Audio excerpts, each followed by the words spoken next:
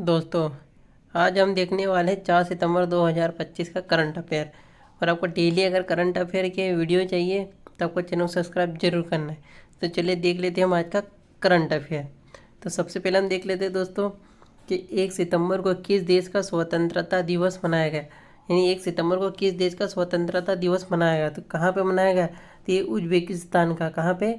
Uzbekistan का ये वहाँ पे मनाया गया था। कब? 1 सितंबर को।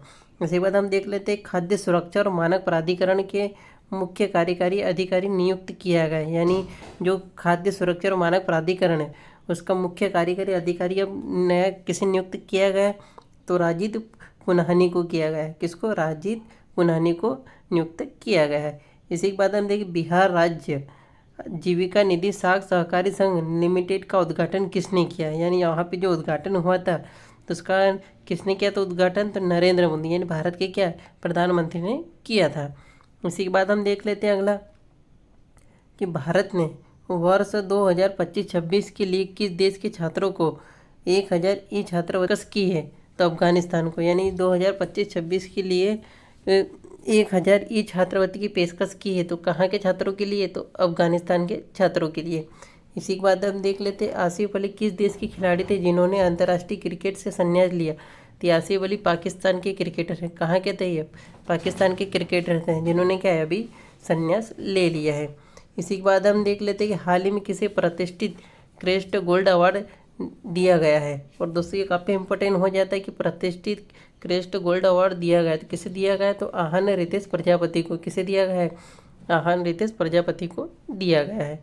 इसी के बाद हम देख लेते हैं अगला कि कपास कृषक समुदाय को प्रोत्साहन देने के लिए केंद्रीय कपड़ा मंत्री, यानी केंद्रीय कपड़ा मंत्री कौन है? गिरिराज सिंह ने कौन सा ऐप लॉन्च किया? कपास किसान। कौन सा ऐप लॉन्च किया इन्होंने? तो कपास किसान इन्होंने ऐप क्या है लॉन्च किया है। वहीं अगला देख लेते हैं कि भारतीय रेलवे हाल ही में किस बैंक के साथ अपने कर्मचारियों को बेहतर बीमा लाभ प्रदान करने के लिए समझौता ज्ञापन पर हस्ताक्षर किए? तो भारतीय स्टेट बैंक। इस बैंक के साथ ज्ञापन पे हस्ताक्षर किए हैं? तो भारतीय स्टेट बैंक के साथ क्या हस्ताक्षर किए हैं। इसी बाद हम देख लेते हैं अगला कि भारत ने कृषि खाद्य निर्यात को बढ़ावा देने के लिए किस शहर में भारतीय पहल को लॉन्च किया है? तो भारतीय पहल को लॉन्च कहाँ पे किया गया है? तो नई दिल्ली में किया गया है। कहाँ पे किया गया है? नई दिल्ली में किया गया है। और क्यों किया गया है? तो कृषि खाद्य निर्यात को क्या है बढ़ावा देने के लिए किया गया है। उसी के बाद हम देख लेते हैं अगला कि नागरिक उड्डयन महानिदेशालय से सुरक्षा मंजूरी प्रदान करने वाली पहली कंपनी कौन सी बन गई है?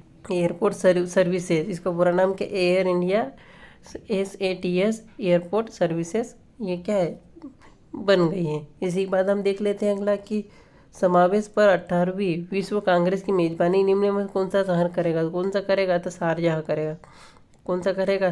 तो शारजाह करेगा। फिर भारत का पहला डिजिटल कृषि निदेशालय किस राज्य में गठित किया जाएगा? और दोस्तों ये काफ़ी इंपॉर्टेंट हो जाता है एग्जाम को लेके। भारत का पहला, यानी ये भारत का क्या है पहला कृषि निदेशालय होने वाला है जिसको किस राज्य में गठित किया जाएगा? तो बिहार में किया जाएगा। कहाँ पे किया जाएगा? बिहार में किया जाएगा। इसी के बाद हम देख लेते हैं अगला कि अंतर्राष्ट्रीय दान दिवस हर साल की मनाया जाता है। तो कब मनाया जाता है? 5 सितंबर को। दोस्तों कब मनाया जाता है? 5 सितंबर को मनाया जाता है। और दोस्तों यहीं पे हमारा आज का लेक्चर समाप्त होता है। और ऐसे ही अगर डेली आपको करंट अफेयर चाहिए तो चैनल सब्सक्राइब जरूर करना है।